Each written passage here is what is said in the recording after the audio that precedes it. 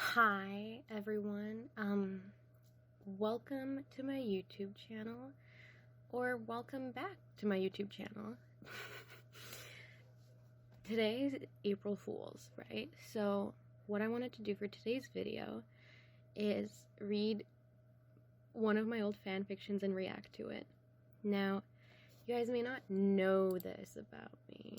Maybe it's not that obvious, but I used to be a really big Supernatural fan, like huge, right? So as you can see here, I'm recording the screen, right? These are all the fan fictions that I wrote on, yeah, it's literally called Ravenclaw Destiel. That was my username. I never changed it. I don't even think I can still log into this, but I did write a lot. And the fan fiction that I wanted to read is gonna have to be Why Would I Want an Aircraft Inside My Mouth? There's a little bit of a backstory to this. One time in grade 7, after I had published this the summer before grade 7, one of my friends actually sent me this, or like showed it to me on her phone and was like, oh, have you seen this fan fiction? It's really cute. Yeah, hurt, comfort, fig, or no, like when they're sick, Castiel is being taken care of by Dean. Anyways, if you've not seen Supernatural, like, you're like, you didn't have to experience this, but some of us did. Some of us, unfortunately, were literally Destiel, like, hardcore Destiel fans for a long time in our lives. So, without further ado, let's go ahead and read and react to a fanfiction I wrote when I was literally 12 years old. And like, I'm gonna laugh at myself, and then it's like, basically you can also laugh at me because I won't feel offended because I'm already laughing at myself. Okay, here we go. Summary.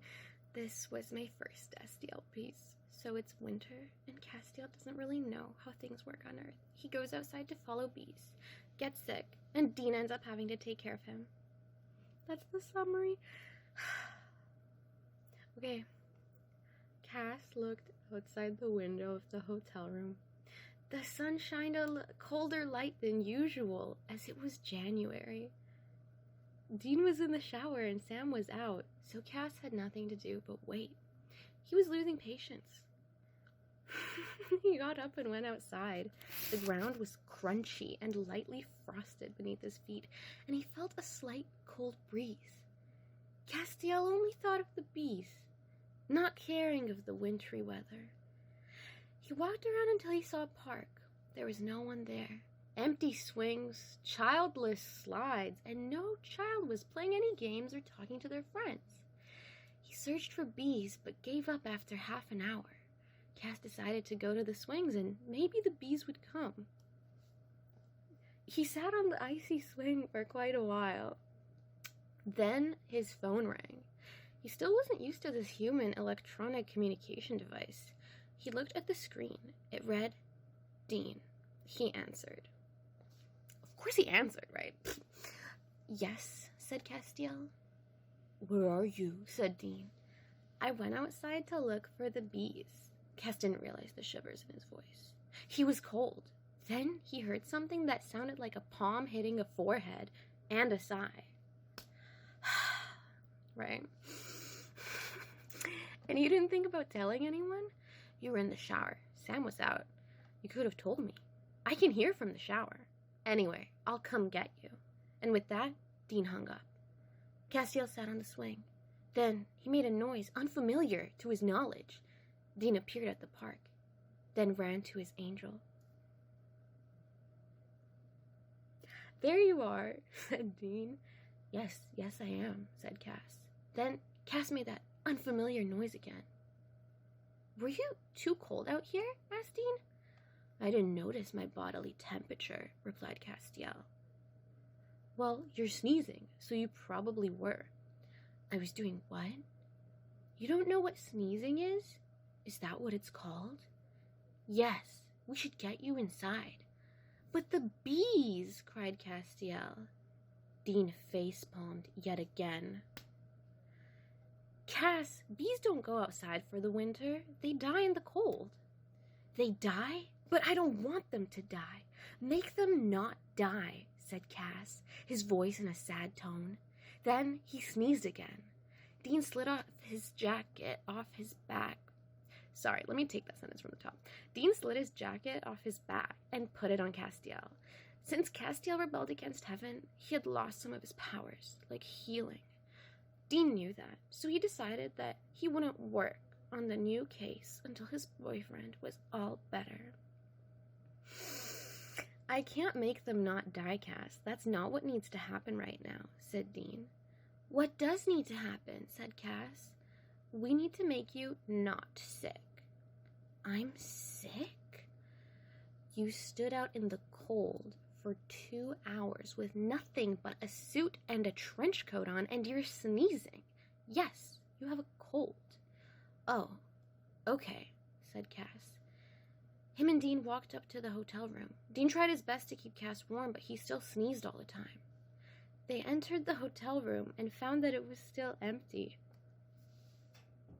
You guys already know if the hotel room's empty, what happens in a fanfiction, right? Anyways, Dean turned the heat up and sat Castiel down at the table.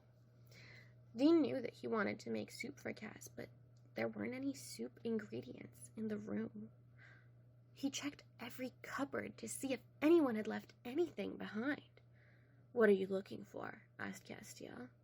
Ingredients to make soup, replied Dean, with impatience in his voice. Why are you looking for ingredients? Isn't there that thing called room service? They will surely have soup, if that is what fits to your liking. I want to make it, so it could be for you. Why do you want to make me soup? So that Crowley can wear it as a hat. Why do you think I want to make you soup? Castiel didn't understand. He squinted as he tried to figure it out in his head. Dean responded to the silence by turning around to see Cass and what he was doing. He saw that Castiel was completely lost at Dean's remark. Dean sighed at the sight of his boyfriend in confusion. Am I right? Cass, it was sarcasm, said Dean.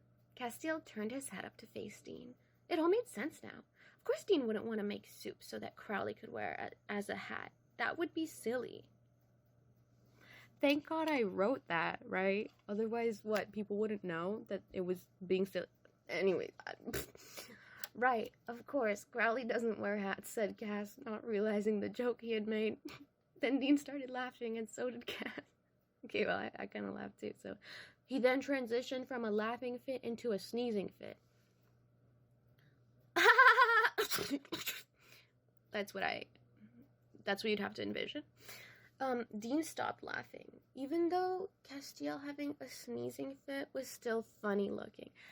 Thank God I told you guys that it was still funny looking. Otherwise, how would you know, right?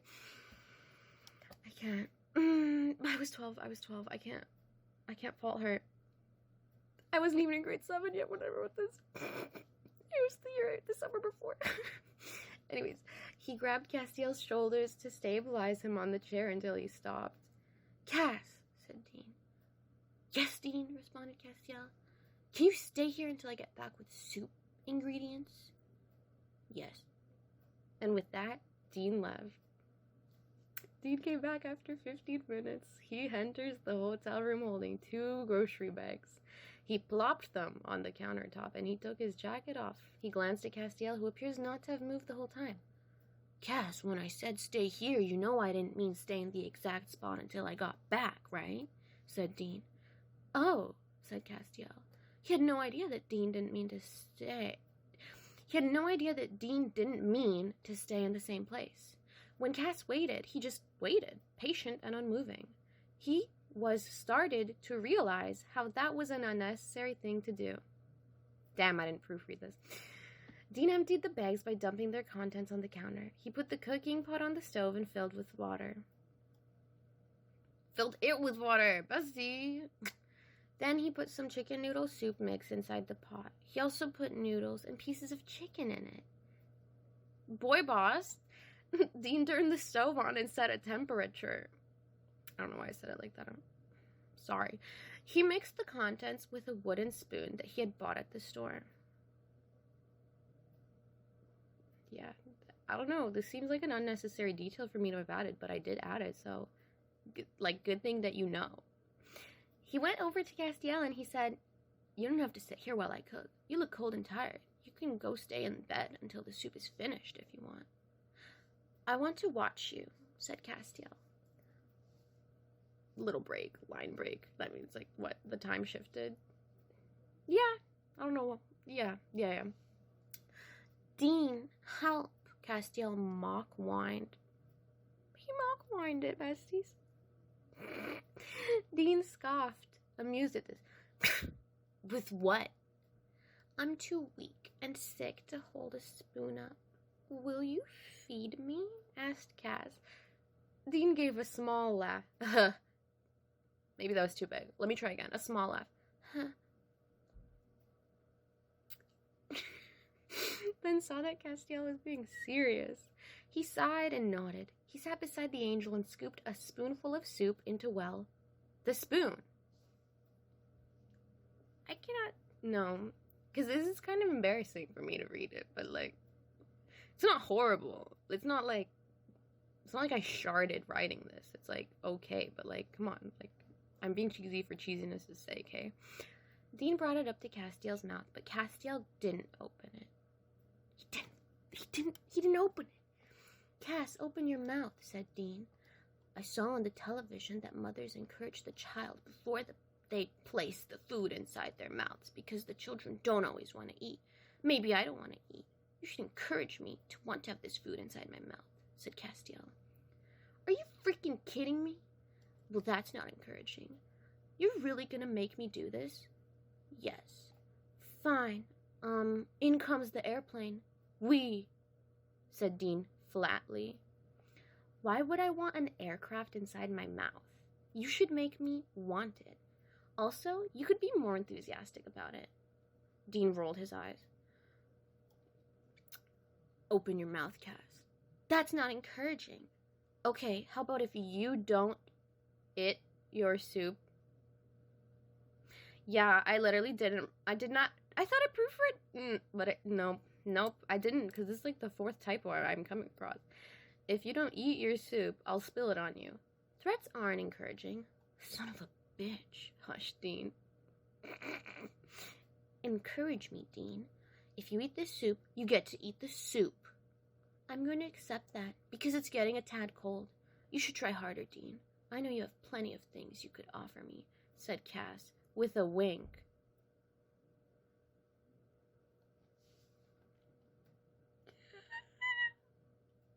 This is just like... Dean blushed slightly and shoved the spoon into Castiel's mouth. Cass swallowed the soup. He nodded approvingly of the soup. Dean gave Cass more and more soup. "The soup tastes good," said Cass. "Thanks," said Dean, and he smiled. This was the last spoonful. Dean brought it to Castiel's lips. Then Cass sneezed and the soup went everywhere. And then you have to imagine the soup went everywhere. Since that's what I wrote, you have to imagine it.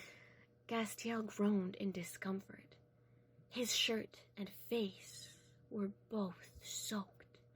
Dean dropped the spoon on the table and began to shake in a fit of laughter. "It's not funny," said Cass. Yes, it is," said Dean, trying to control his laughter. Not only was this a time where he could bond with his boyfriend by helping him get better, but also a time to watch Cass do something funny or unlucky. It was pretty hilarious to see Castiel's completely unamused and wet face. Unfortunately for Castiel, this was also the moment Sam chose to walk in. Now, he wouldn't have 1, but 2 Winchesters teasing him about this for the rest of his life. Splendid. That's the end of the fanfiction. I don't think I have a lot to say about it because it kind of speaks for itself, but I really did spend that whole summer inside being like, he types furiously fanfiction. So if you enjoyed, you could like give me a like on the like button. If you didn't enjoy it, I mean, geez, I guess there's the other button, but like, I did hope that people would enjoy this. So happy April Fools. Enjoy the rest of your Fridays. Yo for Maria out. Oh, that was kind of actually cringe. Yo for Maria. We'll see you later. Better? No, I'll have to come up with something. But goodbye.